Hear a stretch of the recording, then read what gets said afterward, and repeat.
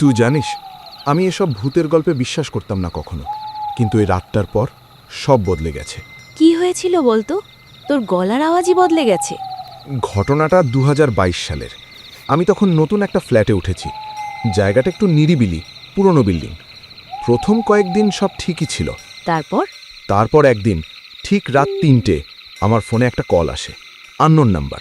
রাত 3টায় ধরেছিলি? হ্যাঁ, ভুল করে ধরেই ফেলি।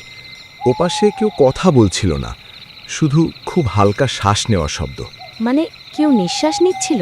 হ্যাঁ, যেন ফোনের একদম কাছে দাঁড়িয়ে। আমি হ্যালো বলতেই কল কেটে গেল। উফ, তারপর? আমি ভাবলাম কেউ মজা করছে, কিন্তু ঠিক পরের রাতেও আবার 3টেই কল। একই নম্বর?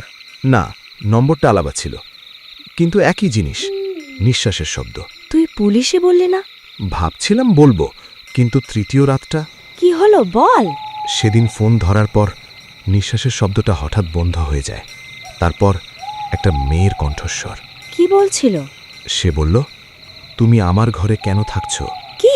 আমি ভয় পেয়ে ফোন কেটে দিই, কিন্তু তখনই আমার ঘরের ভেতর থেকে একই কণ্ঠস্বর।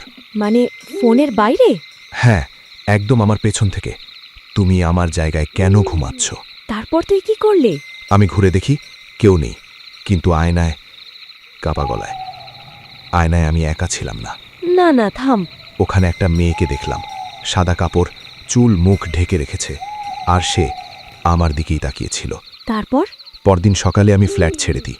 পরে জানতে পারি ওই রুমেই এক মেয়ের মৃত্যু হয়েছিল, ঠিক রাত 3টায়। তোর কাছে কি এখনো এই নাম্বার থেকে কল আসে?